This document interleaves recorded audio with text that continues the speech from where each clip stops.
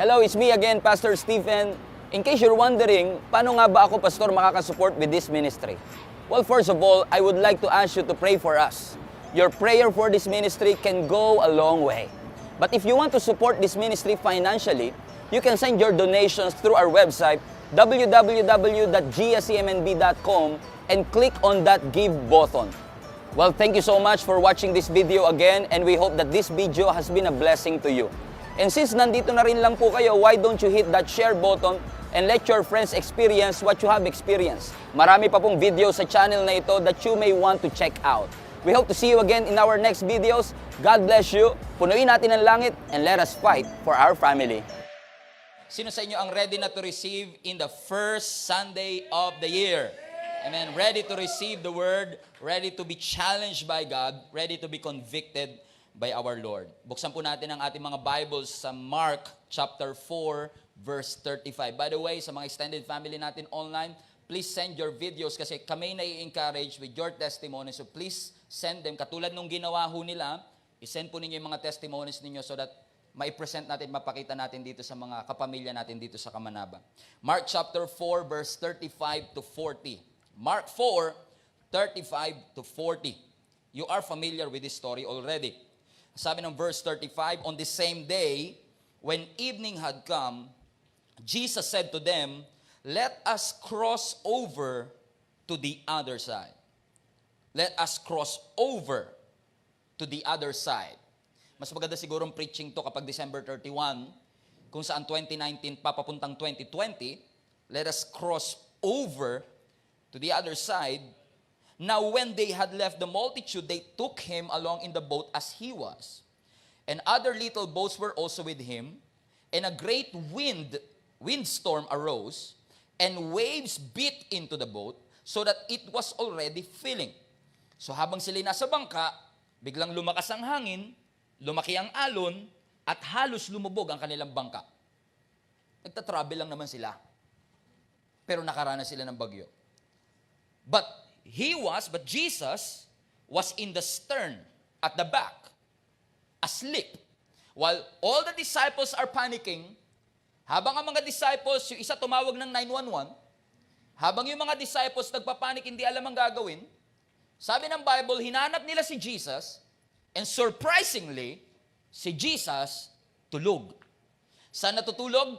Sa likod ng bangka. May katabi ba kayong parang si Jesus ngayon? Tulog? Amen? He was in the stern, sleeping in a cushion or in the pillow. And they awoke him, ginising nila si Jesus, and they said to him, by the way, this phrase, I believe is one of the most disrespectful thing that you can say to Jesus. Sabi nila kay Jesus, teacher, habang sila nagpapanik, dahil tulog si Jesus, ang kanilang conclusion, teacher, do you not care that we are perishing? In other words, Lord, wala ka bang malasakit? Oh, that's disrespectful. Walang galang yun Si Jesus, walang malasakit. Wala ka bang malasakit na mapahama kami? Sa ibang translation niya, hindi ka ba nagmamalasakit na baka mamatay kami? Don't you care that we drown? Don't you care that we will die? Well, that is disrespectful. Ako? Walang pakialam? Ako? Ako na author ng buhay? Walang pakialam sa buhay? Are you crazy? Of course I care. I am the author of life. And then sabi ng verse 38, then Jesus arose and rebuked the wind. Alam niyo yung probably, hindi na gusto ni Jesus yung sinabi nila, pero imbis na i-rebuke sila kagad, ang unang pinagalitan ni Jesus at ni-rebuke, yung hangin. Alam niyo yung feeling na mamaya kayo pagdating natin sa bahay, ito muna unahin ko. Alam niyo yung ganun feeling? Right? Yung mga nanay ninyo, yung amen? So, Jesus rebuked the wind and he said, peace. Hebrew, shalom. Since ang New Testament ay Greek, Irene. One word. Ang sabi niya, peace, be still. And the wind stopped. And the wind ceased. And the wind obeyed. And there was a great calm. Then, after rebuking the wind, sabi ko sa inyo, babalikan ko kayo eh. He then rebuked the disciples, and he said, why are you so fearful? Why, alam kong 2020 na, but why are you so fearful? How is it that you have no faith? Bakit kayo natatakot? Bakit kayo takot na takot? Asa na ang inyong pananampalataya? Why are you so fearful sa pagpasok ng taong ito? Why are you so fearful na hindi makakapag-enroll next time? Why are you so fearful sa mga financial situations? Why are you so fearful sa inyong physical conditions? Where is your faith? Sabi ng Panginoon sa kanila. I want to talk to you about on this subject, reaching forward. Pwede nyo bang abutin yung katabi nyo, sabihin mo sa kanya, reaching forward. I want to establish this, mga kapatid. This is pretty much a very interesting subject. I believe, mga kapatid, that the most valuable possession that we have, ang pinakamahalagang possession that we have, is not money. I think the most valuable possession that we have is not money. I think the most valuable possession that we have is not money. If you have a car, the most valuable possession that you have is not that car. Even your family is not the most valuable possession that you have. The most valuable possession that you have is not your husband, is not your wife. I think the most valuable possession that we have is time. Time. Bakit time? Kasi ang oras hindi mo mabibili, hindi mo ma-earn, you cannot fabricate time. You cannot create time. Why is time a valuable possession? Because none of us are certain that tomorrow will come. Wala pong kasiguraduhan na bukas, buhay pa yung katabi mo. Kahit anong edad niya, wala tayong assurance na meron pang bukas na darating sa bawat isa sa atin. And minsan nakakalungkot kasi kapag ikaw ay 25 years old and below, minsan, hindi ko sinasabing lagi, pero minsan, yung mga taong 25 and below, walang pagpapahalaga sa oras. Buong araw walang nagawa kundi mag-Netflix. Buong araw walang nagawa kundi mag-Mobile Legends. It seems like dahil automatic naman akong gumigising, I don't treasure my time. But wait until you reach the age of 25 and above. Kasi once na nag-reach ka ng 25 and above, things are shifting. Things are changing. Lalo na pag inabot ka na ng edad na 40. Kung saan sumasakit na yung hindi naman dating sumasakit. Yung giniginaw ka sa dating hindi ka naman giniginaw. Yung nagigising ka sa dating hindi naman nakakapagpagising sa'yo. Yung balakang mong hindi sumasakit ay sumasakit na ngayon. Wait until you reach the age of 50 or 55. And then you will realize you have to take care of your body. You have to treasure your time. You have to invest in your relationship. Now, all of a sudden, time is a valuable possession. Because you know na once na nagastos mo ng oras, hindi mo na siya pwedeng ibalik.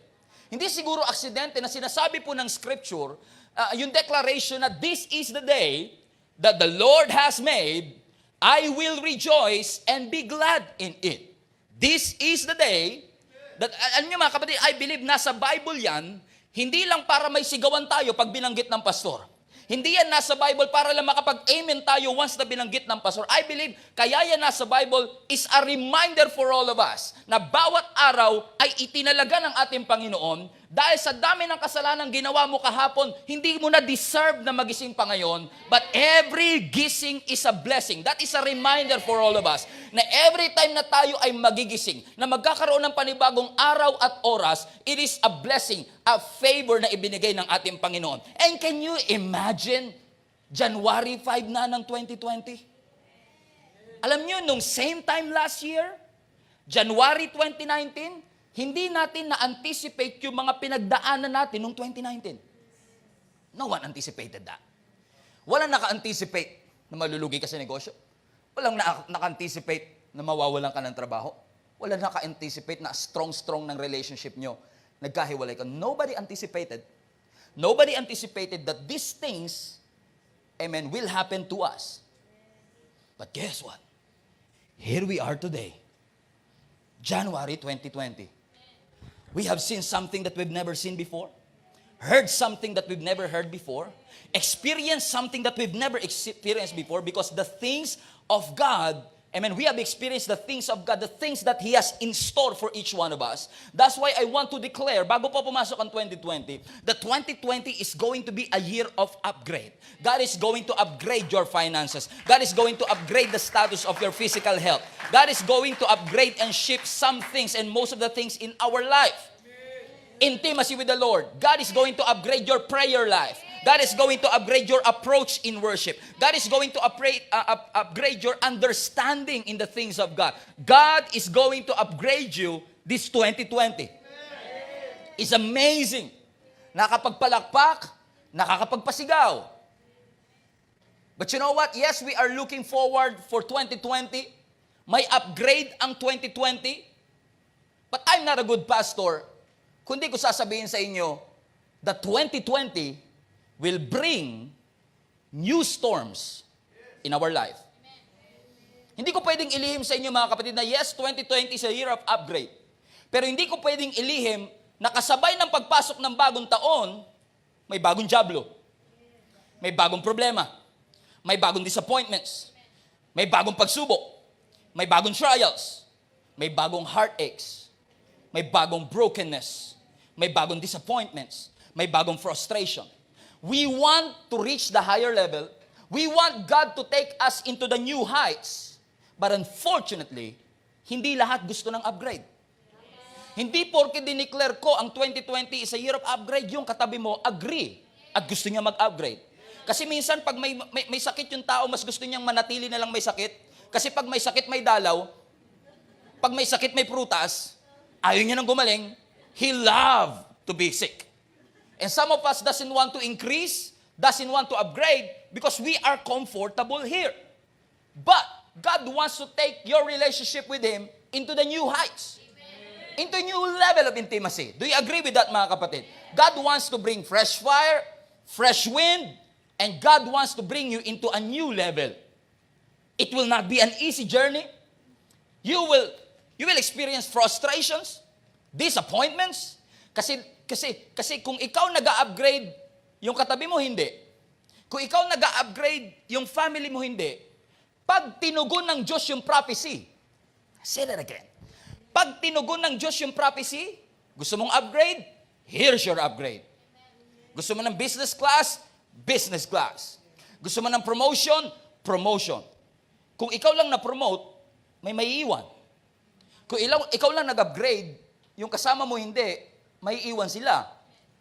So sometimes, when you are upgraded already, it feels lonely. Because not everyone na kasama mo ngayon, kasama mo pa rin. Sa upgraded version, sa 2.0 ng iyong buhay. Hindi porke sinigaw natin na magkakaroon tayo ng bagong church building, lahat agree. Hindi porke nakisigaw, nagsasacrifice. Hindi porke nakisigaw, nagjo-join. No condemnation. But that's the reality of it. Yes, God will bring us into a new heights, to a bigger space, to a bigger vision. Yes, totoo yan. Meron niyang big vision. Meron niyang big building. Meron niyang big facility. But we have to go through the uncomfortable seasons.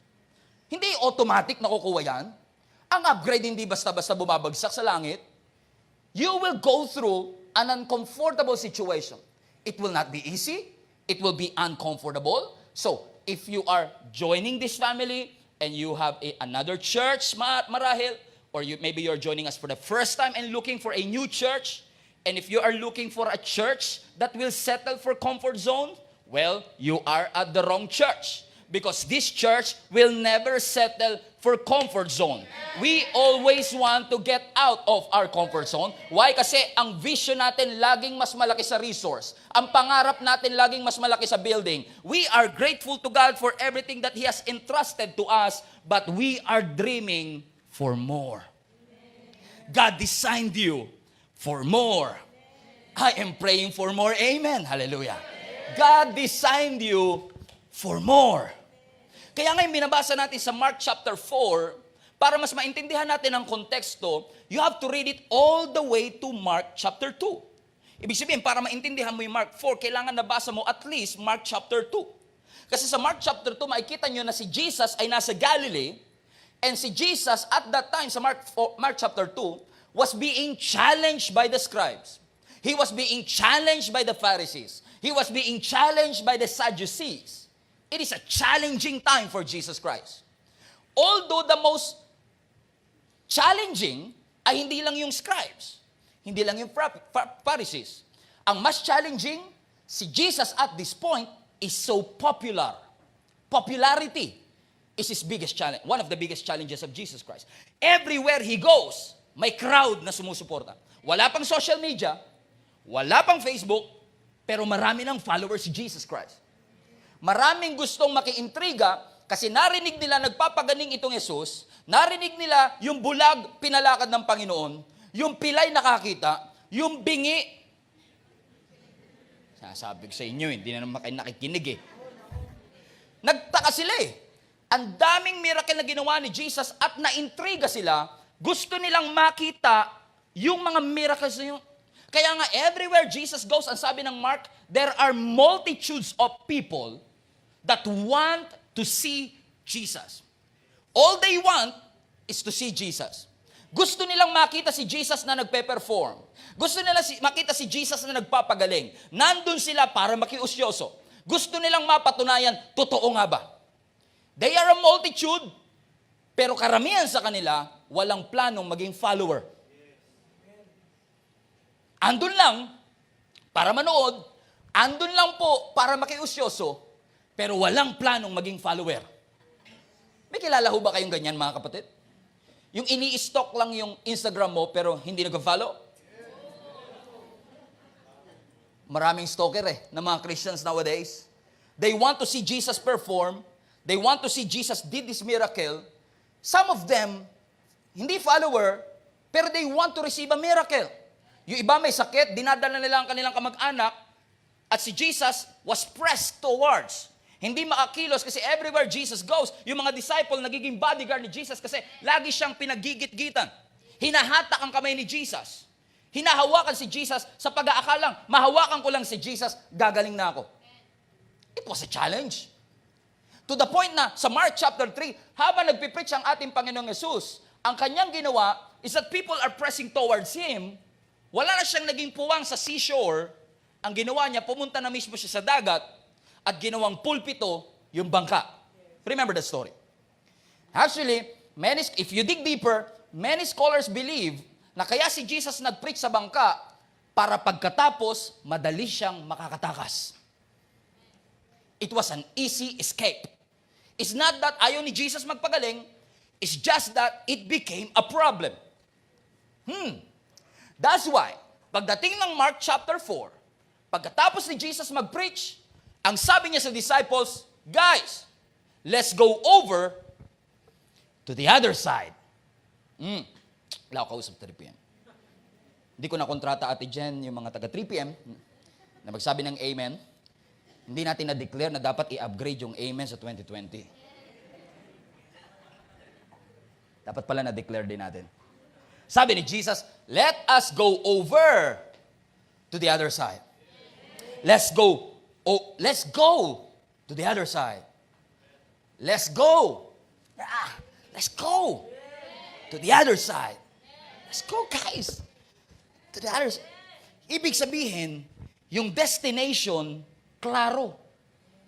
Saan sila pupunta? Sa other side. The destination is clear, the itinerary is not. Malinaw ang destination, pero yung journey, hindi masyadong malinaw. They know where to go, but they don't know what they are about to go through. Alam nila kung saan pupunta, pero hindi nila alam kung anong pagdadaanan nila kasi alam na natin ang storya, sila hindi pa. Kasi sa story, mga kapatid, nung sila'y nasa dagat na tumatawid sa other side, naka-encounter sila ng bagyo.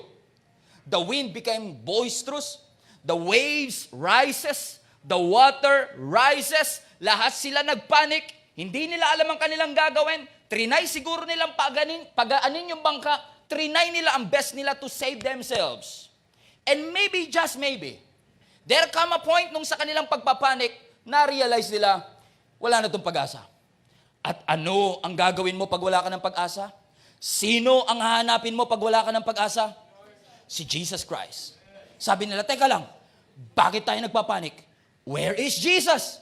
Hanapin mo si Jesus. Hanapin na si Jesus. Oh! Jesus! Okay, Lord. You're sleeping, huh? We are panicking here. At si Jesus saan? Tulog. Nakaunan pa. At the back of the boat. And then the most insulting phrase, I guess, in the scripture, Jesus. Siguro out of frustration. Wala ka bang malasakit na baka tayo mamatay? Don't you care that we will be perished? Sa ibang translation, I love it, I think NIV. Don't you care that we drown? Wala ba kayong malasakit sa ating buhay? And Jesus probably angry. Ikaw ba naman gisingin ka? Sino sa inyo, pag ginising mo yung katabi mo, nasa church, alam nyo na nga ang bawal matulog, ginising mo, siya pagalit. Okay ka. Sabi mo sa katabi mo, 2020 na, oy. Je, sabi mo sa katabi mo, 2020 na. Amen? So in other words, Lord, sorry, inside joke. Don't you care, Jesus, na tayo ay mapiperish? And then Jesus arose, tumayo si Jesus, and instead of rebuking them first, Jesus rebuked the wind. Sabi ng Lord, Shalom! Peace! Stand still. Ang sabi ng mga hangin at ng alon, okay, Lord, you're the boss. The wind ceased. And then, after Jesus rebuked the winds, He rebuked the disciples. Ang sabi ng Lord sa mga disciples,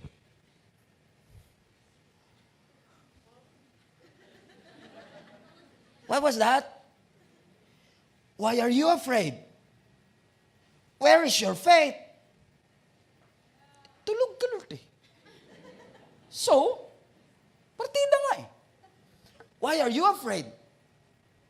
The question is, where is your faith? Parang in essence, Jesus was saying, nasa bangka ako ah. I'm at your boat. Why are you afraid? Takot ka na may problema sa buhay mo?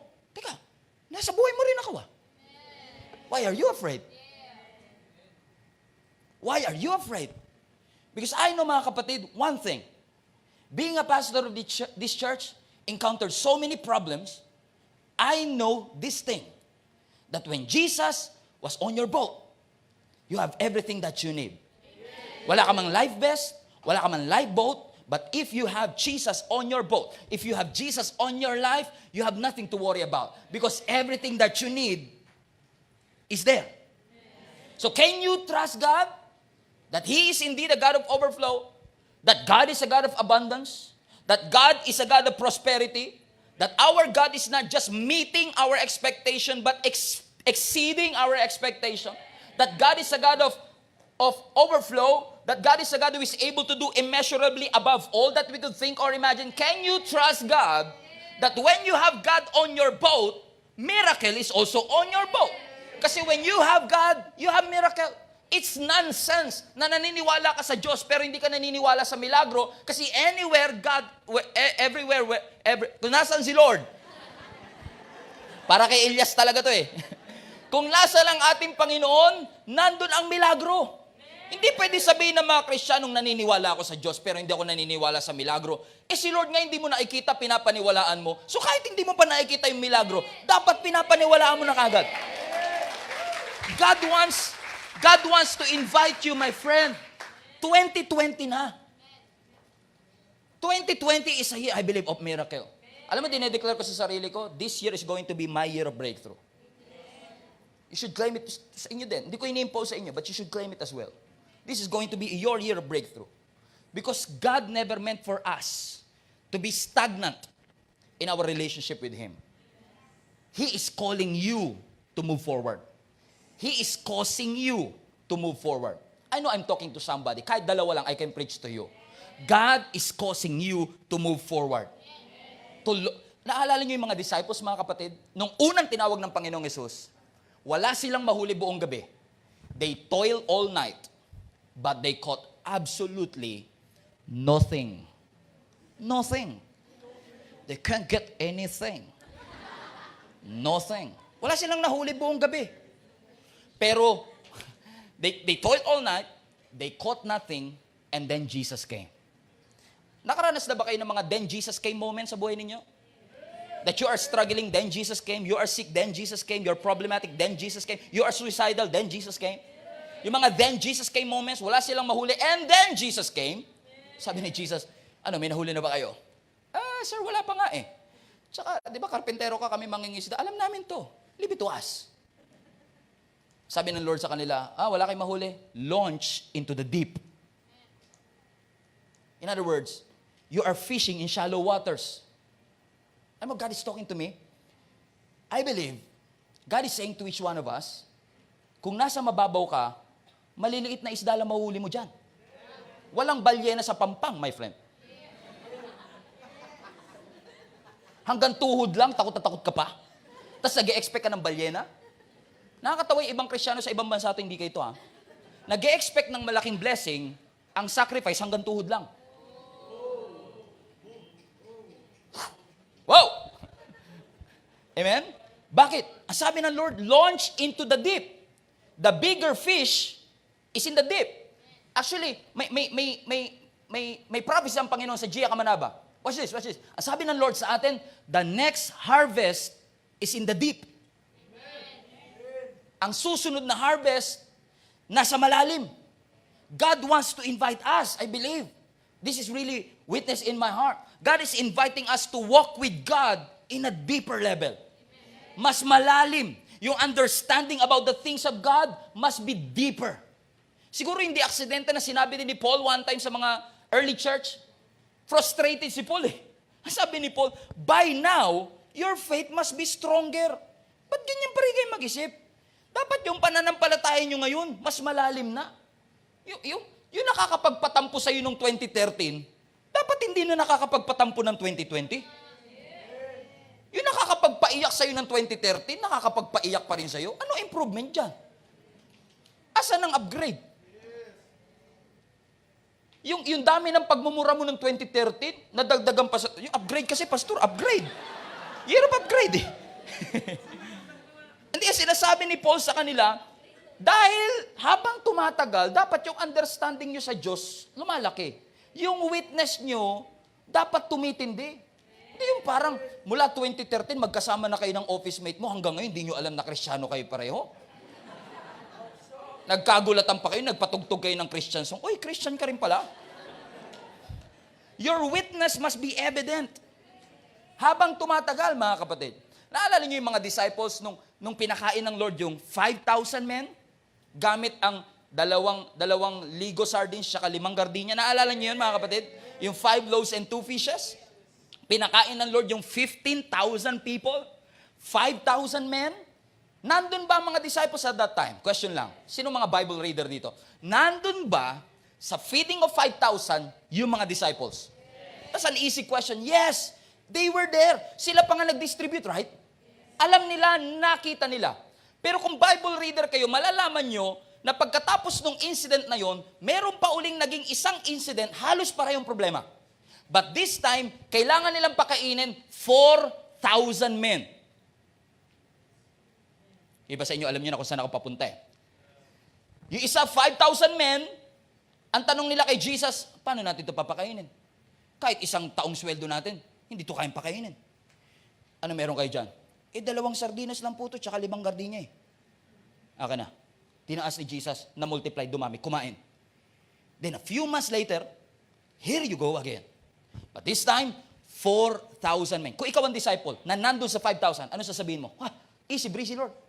5,000 niya, kayang-kaya mo eh. No problem. Pero alam mo, nakakatawa, ang tanong nila doon sa 5,000, paano natin papakainin? Ang tanong nila doon sa 4,000, paano natin papakainin? Hindi nag-upgrade eh. Parang sinasabi ng Panginoon sa kanila, you have seen what I've done in the past? And now you are still questioning the same thing? miracle ko dati, ngayon, yung pagdududa mo dati, pagdududa mo pa rin ngayon? Yung takot mo ng 2014, takot pa rin ngayon? Asa na upgrade mo, Brad? Parang sinasabi ng Panginoon sa kanila, after everything that I have done, after everything that you have seen, after everything that I have brought you with, after all the blessings that I have blessed you with, you are still doubting at the same thing and questioning the same thing? Why are you afraid? Ah! Where is your faith? Parang si Paul, your faith must grow by now. Dapat by this moment, matindi na growth mo ah. Kasi yung ibang Kristiyano yun, nasa katabi mo sa kaliwa, ganito siya eh. Huwag ka maingay, para sa katabi mo to sa kaliwa. Ganito kasi yan eh, siya. Yung katabi mo sa kaliwa. Ang gusto kasi niyan, explore lang. Yung gustong Christianity niyan, yung pa-window shopping lang. Yung explore lang, patingin-tingin. Uy, nabalitaan ko si Jesus nagpapagaling daw. Tingnan niya, sige nga, prove it, Lord. Perform! Alam mo parang yung magulang ka, yung anak mo may bagong tricks. Alam mo yung ganon? Tapos papakita mo, anak, sige, perform. There are some Christians, of course, hindi sa Kamanaba.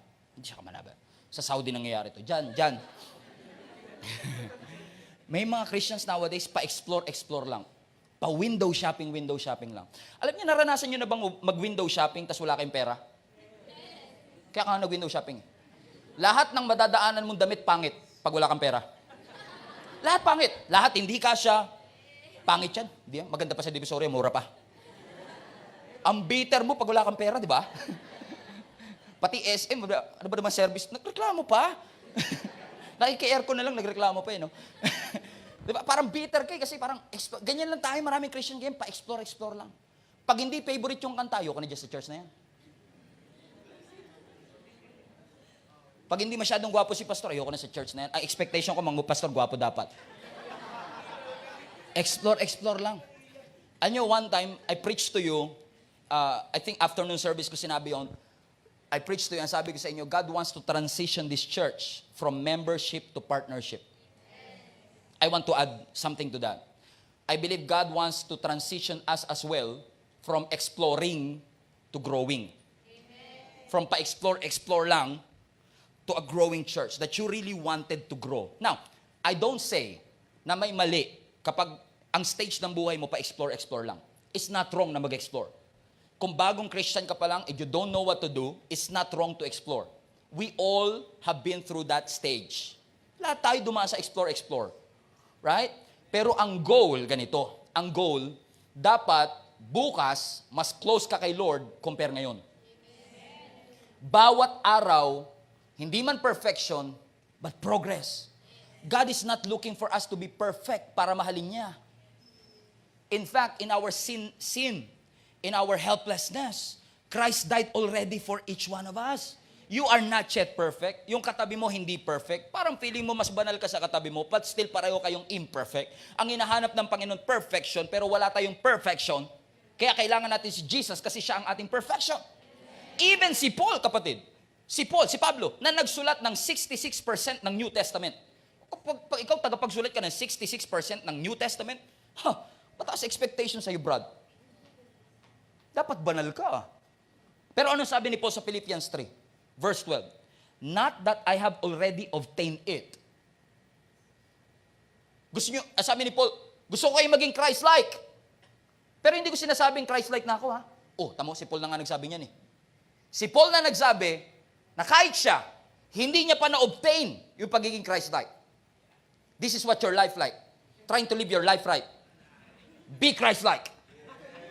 Di ba? Sinasabi ni Pablo, ako nga hindi ko pa na-achieve. Or, next, sabi nun, or have already been made perfect. Hindi pa ako perfect. Wala pa ako dun. Look at this. Ang sabi niya, next, but I actively press on. Not passively, ha? But actively.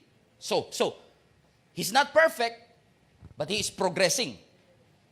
He's not passively, actively pressing on so that I may take hold of that perfection for which Christ Jesus took hold of me and made me His own. Ito yung familiar verse 13. So, Dahil ganun ang sitwasyon, brothers and sisters. Disclaimer, I do not consider that I have made it my own yet. Hindi pa ako perfect, hindi pa 100% sanctified, but one thing I do. Wala pa ako sa dulo, pero wala na rin ako sa pinagmulan. So nasa gitna ako ngayon.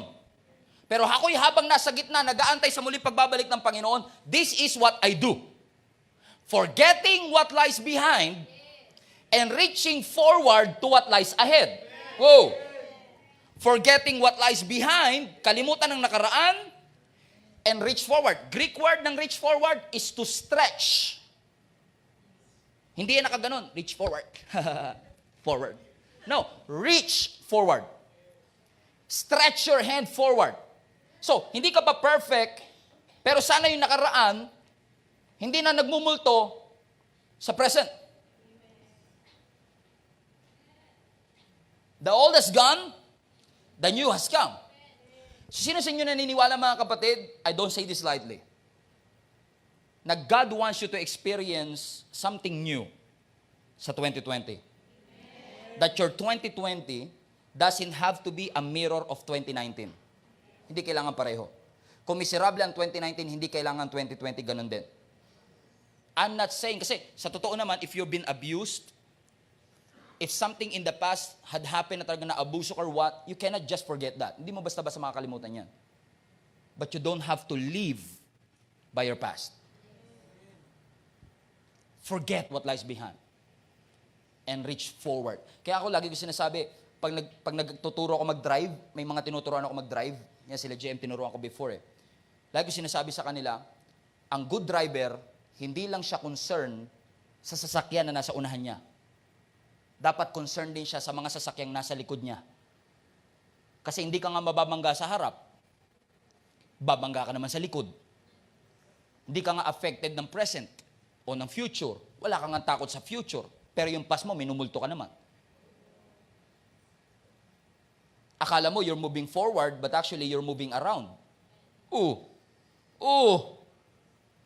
Akala mo may progress, pero actually, you are moving around with the same stuff over and over again. Parang yung sinabi ng Lord kay Lot at sa kanyang pamilya, nung nirescue sila ng angel sa Sodom and Gomorrah, don't look back. Magiging asin kayo. You'll die. Ang sabi ng angel, don't look back. Forget what lies behind and reach forward. Amen. Move forward. Reach forward. Bumagsak man, you're failing forward. Everything is forward. Everything is progressing.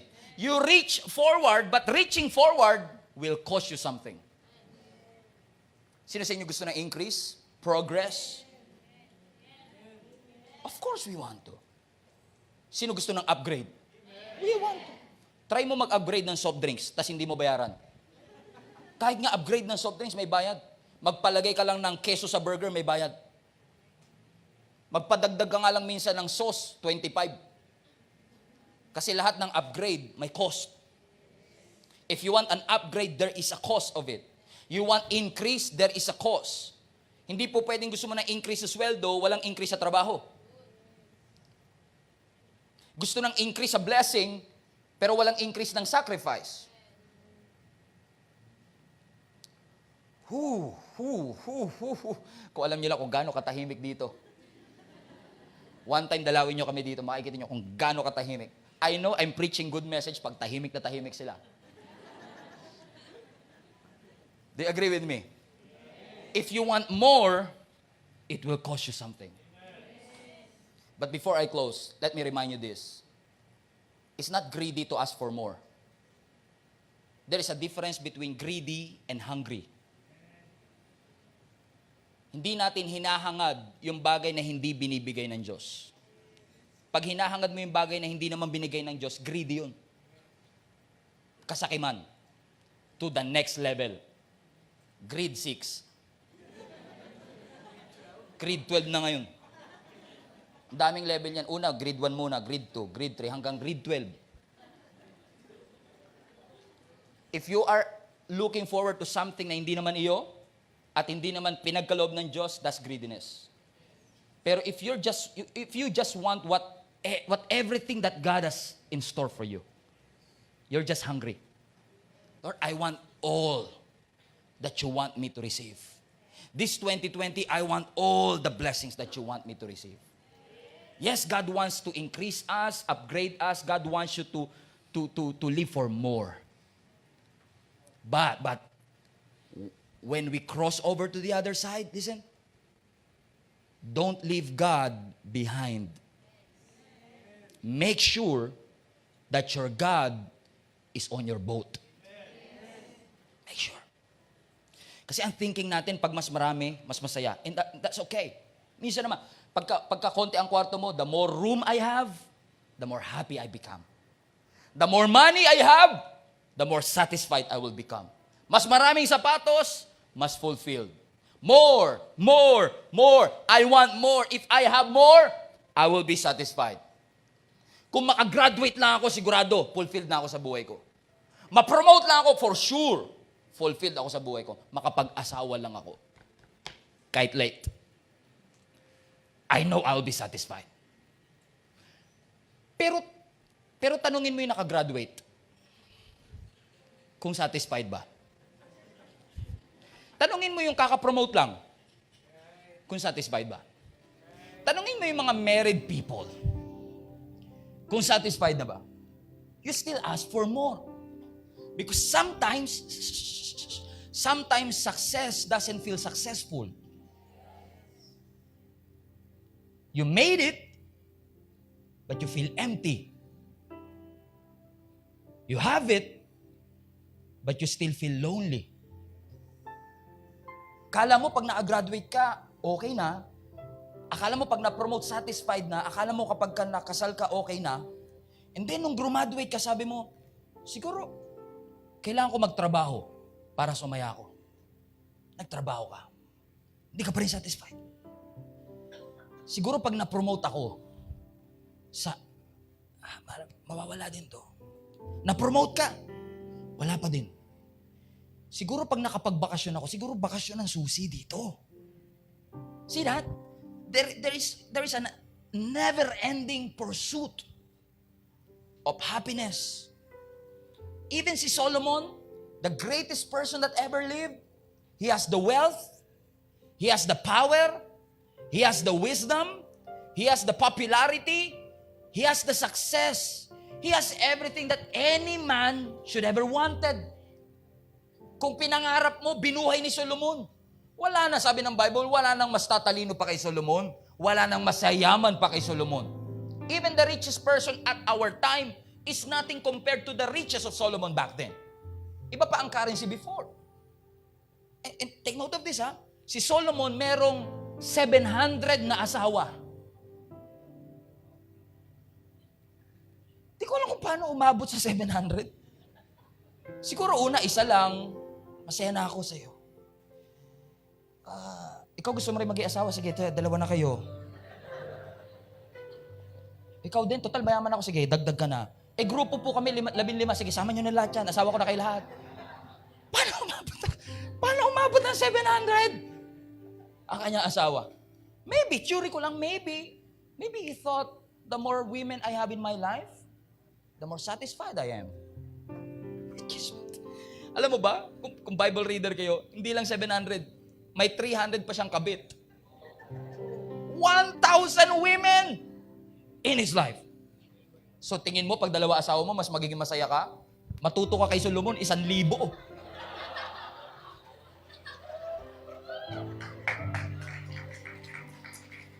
Kaway-kaway dyan sa mga ano. 1,000 asawa nito, bre. Pero meron siyang wealth, power, success, popularity, lahat meron siya. Meron siyang 1,000 women in his life. Pero yung kanyang journal sa Ecclesiastes, read it. Ecclesiastes chapter 1. Ano ang intro niya? Everything is meaningless. He has everything, pero sabi niya, everything is meaningless. Sa isang account niya sa Ecclesiastes, sabi niya, the greater the wisdom, the greater the grief. Wisdom is good, but it will not make you happy. Money is good. He was saying money is good, but it will not make you happy. In fact, may challenge siya sa mga millennial. Millennial, ang challenge ni Solomon sa inyo, sabi ng Ecclesiastes, gusto mo maglasing? Maglasing ka. Gusto mo magparty? Magparty ka. Gusto mo magsaya? Magsaya ka. Kaya nagbabasa ng Bible sa part na yun, akala nila, legal naman pala magparty-party. No, that's not the context. This is the context. Listen to me. Ang sabi ni Solomon, sige, gusto niyo magparty, gusto niyo maglasing, gusto niyo magpakasaya, magpariwara, go ahead. Pero you will realize, it's not worth it. Yun ang context. Hindi niya nililegalize. Ang sinasabi niya, naranasan ko rin yan. Pero hindi ako napasaya. I've experienced all of that. But it's nothing. Christ, He made it to the other side, but still unhappy. He made it, but feel empty. I think the reason why is that sometimes when we cross to the other side, when we cross to a brand new year, upgrade, Lord, upgrade, you left your God behind. Wag niyong kakalimutan ang ating Panginoon. Saan man kayo pumunta, anumang direksyon ng inyong buhay, mag-serve ka man o hindi. Amen? Everywhere you go. Kung saan ka man dali ng pananampalatayang ito, kapatid, don't you ever forget your God. Anumang desisyon mo sa 2020, huwag mong kalimutan ang Panginoon. Anumang mga pinupursuit mong dreams and goals, mag-a-abroad ka man, pupunta ka man sa probinsya, o uuwi ka man sa Pilipinas for good. Whatever decisions that may be, always remember, I need God on this boat. Hindi ako manghuhula. Hindi ako katulad ng iba na palm reader pagdating ng bagong taon. Mapipredict mo na sa taong ito may mamamatay. Siyempre. Sa taong ito may magiging successful. Siyempre. Pero may mag-fail din. Ang dami nilang prediction patungkol sa taong ito. Amen? But this is what I believe. The promises of God in your life will work. It will. That's for sure. Ano man ang pangako ng Diyos, for sure, it will come to pass. For sure, it will be fulfilled. Do you believe? Yes. Pero walang pangako na madali ang journey. I wish I could tell you kung gusto ko lang kayo pasigawin. Sige, sigaw na, go! Pangako ng Diyos, ito pa rin. Yeah! Pagdating ng Lunes, balungkot ka na naman. Amen. I'm not a good pastor kapag ganun lang sinasabi ko sa inyo. I want to be as transparent as possible. Yes, the promises of God are true. It will be accomplished on His proper timing, but the journey will not be easy. Hindi porke tiniklop mo na yung kalendaryo, hindi porke pinalitan mo na yung kalendaryo ng 2020, yung problema mo sumama sa kalendaryo. Hindi, andun pa rin yun. But thank God, He's a God of all miracles. He's true to His word. He's a God who fulfilled His promises to you. The year may be changed, but God will never ever change. So whatever it is that you are facing, whatever storms that you are encountering this year, use that ability that God has placed in your heart to overcome everything. And always remember, God is on your boat. God wants to give you a good life. God wants you to walk in a manner worthy of the calling to which you've been called. God wants you to be the best that you can be. God wants you to handle these issues, but you got to choose to place God in your boat every single time. I want to pray for you. Let's pray.